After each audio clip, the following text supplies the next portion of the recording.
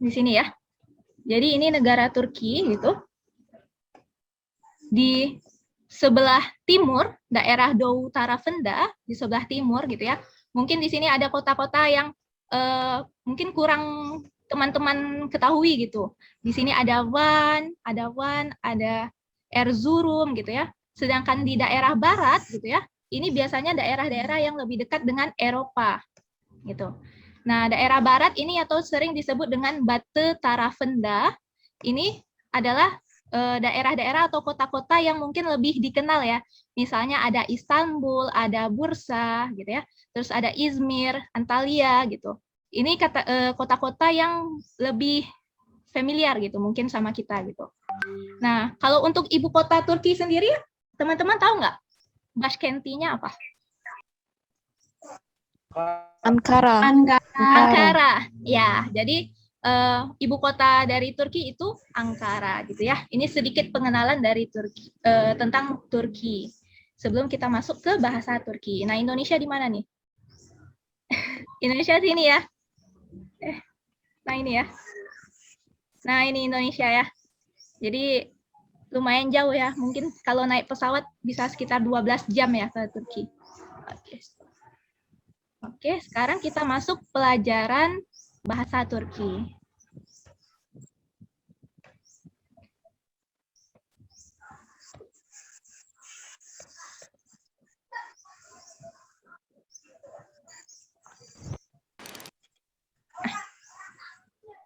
Kita masuk ke pelajaran bahasa Turki. Kakak kenalkan terlebih dahulu untuk program kita kali ini. Kita insya Allah akan ada pertemuan setiap 2 minggu sekali. Pertemuan hari ini kita akan fokus ke perkenalan atau tanışma. Kemudian 2 minggu ke depan insya Allah kita akan belajar tentang kata sifat dan kata benda. Atau sıfatlar ve isimler. Kemudian nanti kita akan belajar kata kerja atau fiiller. Mungkin teman-teman sering nih lihat di kamus ada tulisan makmek, misalnya oturmak, uyumak, yemek. Nah, itu tuh termasuk kata kerja. Kemudian nanti kita akan belajar tata bahasa atau dil bilgisi. Jadi dil ini artinya bahasa, bilgisi ini artinya ilmu. Jadi ilmu terkait bahasa atau mungkin kita lebih sering dengarnya grammar gitu ya. Nah, grammar yang akan kita bahas itu ada 3, kita hanya bahas grammar umum saja. Yang pertama, terkait grammar sedang berlangsung atau present continuous. Nah, kalau di bahasa Turki, itu dikenal dengan apa? Şimdiki zaman, gitu ya. Jadi nanti ketika kita belajar tata bahasa atau dil bilgisi, kita akan belajar terkait şimdiki zaman. Nah, sedikit kakak kasih pengenalan. Şimdiki zaman ini ditandai dengan adanya yor di bahasa Turki. Yor ini artinya kita bisa tulis sebagai sedang. Misalnya nih contoh, oturuyorum. Nah, ada yornya nih di sini. Nah, ini artinya saya sedang duduk. Nah, kita nanti akan belajar terkait itu ya. Insya Allah. Terkait şimdiki zaman di tata bahasa. Kemudian apalagi yang akan kita pelajari di tata bahasa? Kita akan belajar geçmiş zaman. Geçmiş zaman itu past tense yang telah terjadi, gitu ya. Jadi kita akan belajar geçmiş zaman. Ini yang telah terjadi, ditandai dengan apa biasanya kalau di bahasa Turki? Ada huruf D atau huruf T gitu ya. Misalnya kakak kasih contoh yedim. Yedim ini artinya saya sudah makan. Jadi yang sudah terjadi atau di bahasa Inggris past tense ya. Ini telah terjadi. Jadi ini itu mengindikasikan telah atau sudah terjadi. Nah, gitu. Contoh aja. Kemudian nanti apalagi yang akan kita pelajari di tata bahasa ini? Kita akan belajar bagaimana cara bilang future tense atau yang akan datang. Nah, gimana nih cara bilang yang akan datang di bahasa Turki? Itu biasanya namanya gelecek zaman, gitu ya. Gelecek zaman ini ditandai dengan adanya ajak atau ejek yang berarti akan, gitu. Nah, kakak kasih contoh misalnya uyu ya jam. Uyu ya jam. Nah, ini artinya saya akan Saya akan apa? Saya akan tidur, gitu ya. Kalau ini yedim tadi, saya sudah makan. Kalau otururum, saya Sedang duduk. Duduk, ya benar, Harika. Nah, jadi nanti kita akan belajar fokuskan ketiga deal-bil gizi ini, 3 tata bahasa ini yang sedang berlangsung, ditandai dengan adanya your, yang telah terjadi, ada DD-nya di sini, misalnya contoh yedim, nah ada D-nya di sini nih. Kemudian kita akan belajar yang akan datang. Saya akan tidur, saya akan mencintai kamu. Nah, gimana tuh cara bilangnya tuh? Misalnya ya, itu ditandai dengan adanya ajak atau ejek. Nah, di sini ada ajak nih, ada ajak. Nah, itu artinya akan gitu ya. Nah, itu terkait tata bahasa yang akan kita pelajari gitu. Atau deal-bil gizi yang akan kita pelajari karena itu yang paling penting gitu ya, yang sering digunakan. Kemudian apalagi ya? Kemudian ada bahasa gaul. Bahasa gaul ya. Ternyata bahasa Turki juga ada bahasa gaulnya juga ya, atau sering disebut dengan sokak ağzı. Sokak ağzı, sokak ini artinya jalan. Ağzı ini artinya mulut. Jadi mungkin kalau diartikan secara satu persatu, maksudnya tuh pembicaraan di jalan-jalan gitu. Jadi spoken language, slangnya gitu ya. Mungkin kalau kita lebih ke bahasa gaulnya gitu. Nah, gimana nih? Ada yang tahu salah satu contoh bahasa gaul di Turki? Ini bukan bahasa gaul yang bahasa argo kasar ya, bukan ya. Tapi kita belajar yang gimana menjadi berbicara seperti layaknya orang Turki asli gitu, native gitu. Jadi nggak kaku bicaranya. Ada yang mau kasih contoh ini bahasa gaul? Contoh. Kayak naber gitu, misalnya naber. Iya, ya. Contohnya misalnya naber. Gitu kan? Naber ini dari apa? Nehaber. Dari kata nehaber. Tapi orang Turki bilangnya apa? Naber. Mungkin kalau kita lebih familiarnya itu kayak nasılsın, gitu ya. Nah, kita lebih familiar sama nasılsın, apa kabar. Jadi nehaber ini, ne ini artinya apa? Haber ini artinya kabar. Atau what is the news? What's news? Apa yang berita apa nih yang baru misalnya gitu kan ya. Kita bisa singkatnya itu dengan naber. Jadi naber gitu. Kita bisa kayak nyapa gitu misalnya hi, how are you gitu. Apa kabar gitu. Tapi lebih gaul. Nah, gimana caranya? Kita cukup bilang naber gitu. Atau misalnya contoh lainnya kangka. Ada yang tahu arti kangka? Kangka. Kayak manggil teman gitu, teman. Iya. Jadi kangka ini adalah singkatan, kepanjangannya apa? Kan sama kardesh. Kan kardesh. Jadi kan ini artinya darah, kardesh ini saudara. Jadi bukan berarti artinya saudara sedarah atau saudara kandung, bukan ya. Jadi kangka di sini digunakan untuk kalau kita mau bilang hey sobat gitu. Jadi best friend kita misalnya, teman kita yang udah dekat gitu sama kita bisa bilang kangka gitu. Jadi kayak hai. Internetnya agak kurang ini, sebentar kakak. Ini kan dulu ya. Kita lanjutkan.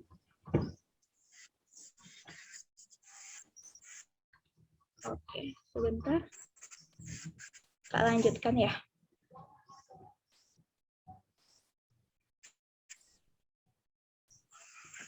Apakah sudah terlihat?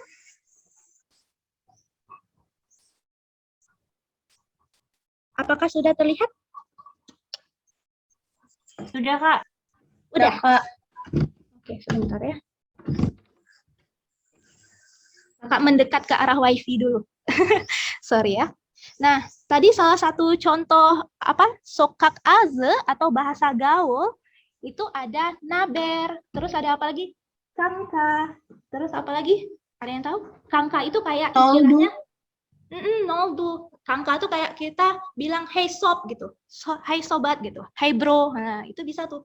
Kangka gitu. Kemudian itu ya ada banyak ya. Ada noldu, ada napion ya, gitu ya. Nanti kita akan pelajari insya Allah di topik sokak ağzı atau bahasa gaul. Nah, kemudian nanti akan kita belajar terkait ini ya, praktik. Insya Allah nanti kita bareng sama orang Turki aslinya ya. Kita praktik, kemudian kita ujian. Oke? Sampai sini ada pertanyaan dulu. Sim dekadar sorular warmo. Yo. Ayer. Ayo. Mesalayok sa dewa medelim. Kita lanjutkan. Itu ya. Kalau nggak ada pertanyaan, kita lanjutkan. Nah, kita masuk ke topik pertama hari ini, yaitu perkenalan atau tanışma. Ya. Nah, ada 5 hal yang harus teman-teman ketahui dulu sebelum teman-teman belajar bahasa Turki. Nah, yang pertama apa? Terkait struktur kalimat. Di dalam bahasa Turki, struktur kalimatnya bukan seperti di bahasa Indonesia atau bahasa Inggris yang SPOK. Mungkin teman-teman ini ya, familiar dengan SPOK, subjek, predikat, objek, keterangan. Masih ingat ya? Nah, tapi kalau di bahasa Turki enggak. Di bahasa Turki, kata kerja itu di belakang kalimat. Gitu ya. Itu perlu teman-teman ingat. Di dalam bahasa Turki, kata kerja itu di belakang kalimat. Jadi struktur kalimatnya gimana?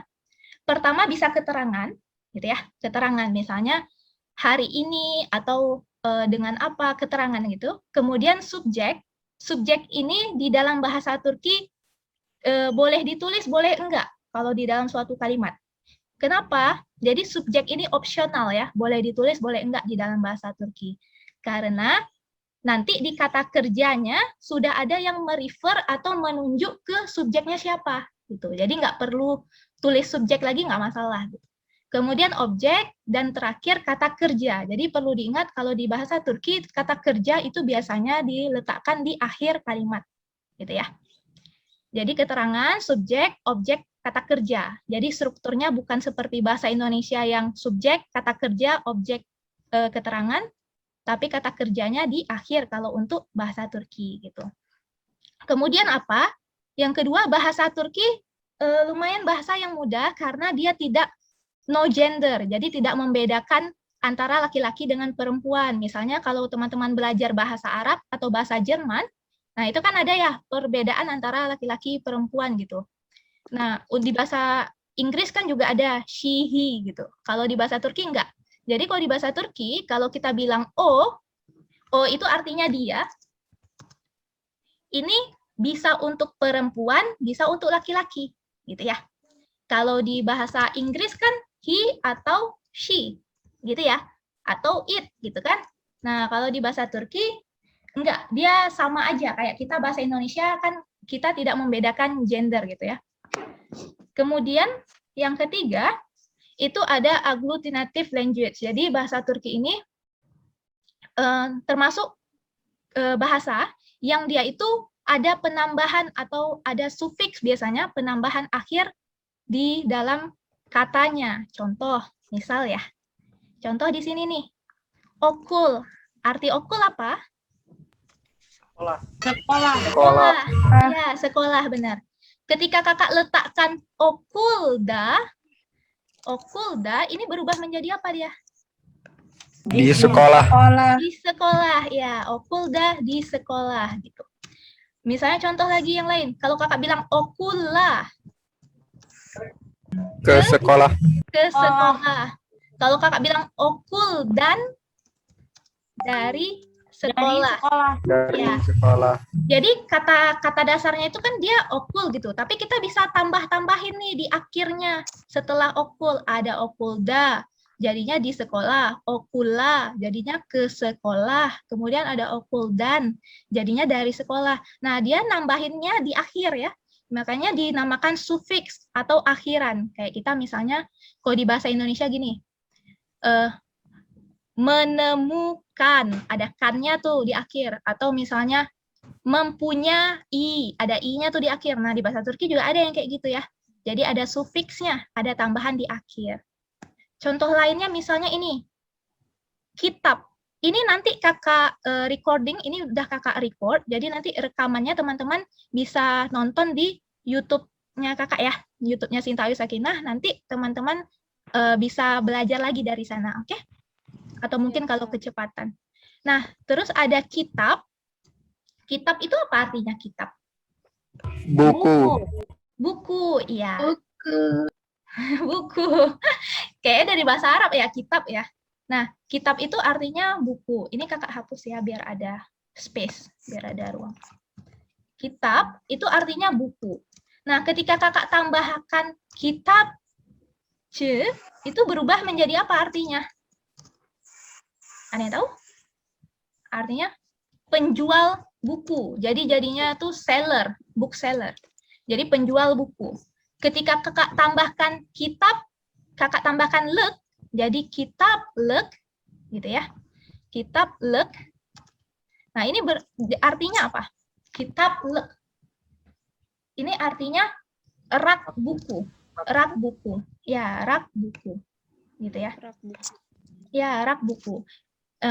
Jadi intinya yang kakak mau tanamkan di sini, ini mungkin kalau teman-teman yang baru belajar, mungkin ini apa gitu ya. Tapi jangan pikir itu dulu. Yang perlu kakak tanamkan di sini maksudnya, di bahasa Turki itu dia ada penambahan di akhir-akhir kata. Di mana kalau ada penambahan di akhir kata, maknanya bisa berubah. Nah, itu yang dimaksud dengan agglutinative language gitu. Jadi bahasa yang dia itu terdapat penambahan sufiks di katanya sehingga mengubah makna. Intinya gitu ya. Ini cuma contoh aja. Kemudian yang keempat itu phonetic language. Apa itu phonetic language? Jadi cara baca itu sesuai dengan yang tertulis. Jadi kalau misalnya katanya aj, ya dia nulisnya aj gitu. Jadi sama kayak bahasa Indonesia. Jadi apa yang ditulis itu yang dibaca gitu ya. Kalau bahasa Inggris kan pelafalannya berbeda dengan tulisannya. Nah, kalau di bahasa Turki itu sama dengan bahasa Indonesia. Jadi apa yang tertulis itu yang dibaca. Itu disebut dengan phonetic language. Kemudian yang terakhir, bahasa Turki dia punya harmoni. Harmoni maksudnya di sini apa? Huruf vokalnya mempunyai harmoni. Contohnya ya, kakak kasih contoh di sini. Nah, di sini ada araba. Nah, di bahasa Turki ini kita bisa bagi atau bisa klasifikasi huruf vokalnya. Ini ya, unluler ini artinya huruf vokal. Unluler ini artinya huruf vokal. Kita bisa bagi dua di sini. Ada yang kalın. Kalın ini artinya tebal. Ada yang ince. Ince ini artinya tipis. Nah, kalau kita bagi nih, kalın itu ada hurufnya A, E. Ini E ya bacanya, bukan I, tapi E. A, E, O, U. Kalau ince yang tipis, ini ada E. Ini E, yang ini E. Ini E. Gitu ya. Kalau E, I, E, U.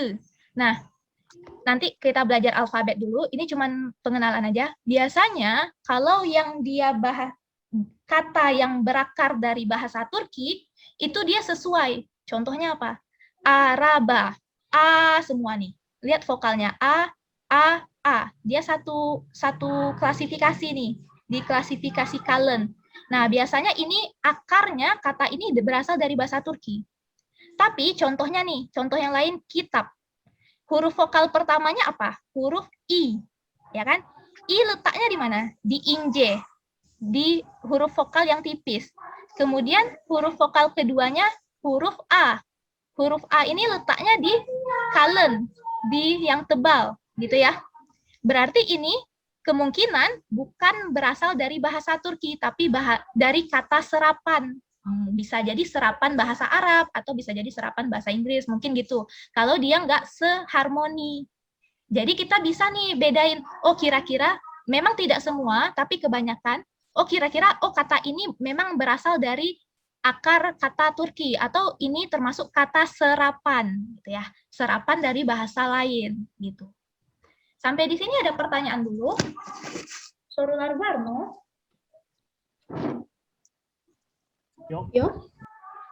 Yok. Masih bingung nggak? Kenapa? Oh Kak, Masih kayak bingung. Masih bingung yang bagian mananya? Harmoni. Harmoni. Kita coba kasih lihat ya. Sebentar. Ini ya, harmoni. Jadi maksud harmoni di sini apa? Huruf vokalnya harmoni. Jadi unluler ini artinya huruf vokal di bahasa Turki ya. Unluler. Huruf vokal ya, itu perlu diinikan ya. Unluler, kakak tulis ya. Unluler ini artinya huruf vokal. Huruf vokal, gitu ya. Nah, huruf vokal di bahasa Turki itu kita bisa klasifikasikan menjadi dua. Ada yang kalın ini artinya huruf vokal yang tebal. Jadi kalın itu artinya tebal. Tebal. Tebal, ya. Hurufnya apa-apa aja. Ada A, terus ada E. Ini bacanya E, nanti kita belajar alfabet ya. A, E, kemudian ada O, ada U. Gitu ya. Kemudian ada juga yang klasifikasi ince namanya. Ince itu apa? Ince itu artinya tipis. Sorry ya, tipis. Tipis, ya. Tipis itu huruf vokalnya apa aja? Ada E, ada I, terus ada E, dan U. Ya, gitu ya. Nah, biasanya yang kakak mau tunjukkan di sini apa? Biasanya kalau dia berasal dari kata Turki, kata bahasa Turki asli gitu ya. Jadi katanya berasal dari bahasa Turki asli, dia pasti mengikuti harmoni. Harmoninya maksudnya gimana? Kalau dia hurufnya itu kalın semua gitu. Contoh misalnya di sini ya. Araba. Tapi araba. Di sini huruf vokalnya apa aja? Ada A, ya kan? Vokal pertama A. Vokal kedua A. Vokal terakhirnya A. Araba ini artinya mobil. Nah, karena dia A semua nih, dia klasifikasinya di kalın semua kan? A di sini kan? Nah, kita bisa tahu, oh kira-kira ini katanya memang berasal dari bahasa Turki asli. Gitu maksud kakak. Jadi ini bukan kata serapan, bukan berasal dari bahasa lain gitu maksudnya. Kalau misalnya contoh kitab. Kitab artinya apa? Buku. Gitu ya. Kita lihat nih huruf vokal pertamanya apa? Huruf I. Ya kan? Huruf I itu diklasifikasi yang tipis. Ini kan I. Huruf keduanya itu apa? Huruf A. Gitu ya. Ini diklasifikasi yang tebal. Beda kan? Yang pertama yang tipis, yang kedua yang tebal. Oh, kita bisa asumsikan biasanya, memang tidak semua, tapi kebanyakan, biasanya ini katanya itu termasuk kata serapan. Tahu maksud kata serapan? Tahu, Kak. Serapan itu berarti maksudnya bukan dari bahasa Turki asli, jadi dia diserap gitu. Kemungkinan mungkin dari bahasa Arab atau bahasa Inggris atau bahasa lain gitu. Jadi ini bukan kata Turki asli gitu maksud kakak. Nah gitu. Kayak kedi ya Kak, kedi. Kedi, kalau kedi huruf E dengan I, coba ya contoh ya. Kedi. Nah ini huruf E. Huruf E letaknya di mana? Di yang tipis kan? Yang tipis. Iya. Ya kan? Huruf I letaknya di mana? Yang Inje. Inje juga. Ini artinya kucing kan? Berarti ini kemungkinan bahasa Turki asli. Gitu. Gitu maksud kakak. Paham ya maksudnya? Jadi bahasa Turki ini sebenarnya sangat unik dan bagus kita pelajari gitu. Kenapa? Karena kita bisa, kira-kira, ini memang bahasa Turki asli nih. Ini katanya bahasa Turki asli. Ini katanya nih serapan. Kita bisa kebanyakan seperti itu. Jadi dia punya harmoninya gitu. Gitu ya. Ini cuman cukup satu contoh aja. Sekarang kita masuk pelajaran dasar, yaitu kita belajar alfabet gitu ya. Sampai sini ada pertanyaan dulu terkait ini. Ini cuman pengetahuan dasar dulu ya. Kak, coba contoh yang struktur kalimatnya tuh. Oh ya, struktur kalimat ya, contoh ya. Kak, contoh lainnya. Ya, misalnya contoh nih, kalau bahasa Indonesia ya, kakak kasih contoh struktur kalimat bahasa Indonesia. Saya mencintai kamu selamanya. Nah, gitu ya, misalnya. Contoh ya. Jangan baper tapi. Misalnya ya, saya mencintai kamu selamanya. Saya di sini kan subjek. Ini teman-teman 1 menit lagi selesai, nanti masuk lagi via link yang ada di grup ya. Oke? Soalnya ini Zoom gratis. Jadi 1 menit lagi selesai, nanti masuk lagi via linknya ya. Misalnya contoh nih, saya mencintai kamu selamanya. Saya ini subjek, kan kalau di bahasa Indonesia. Mencintai ini predikat atau kata kerja. Kamu ini objek, selamanya ini keterangan. Jadi kalau di bahasa Indonesia kan subjek, predikat, objek, keterangan kan? Kalau di bahasa Turki gimana? Bahasa Turki nggak gitu strukturnya. Bahasa Turkinya sonuna kadar seni seviyorum. Sonuna kadar, ini kakak boleh kasih ben di sini. Ben seni seviyorum boleh. Mau pakai juga nggak apa-apa. Kita coba olah ya.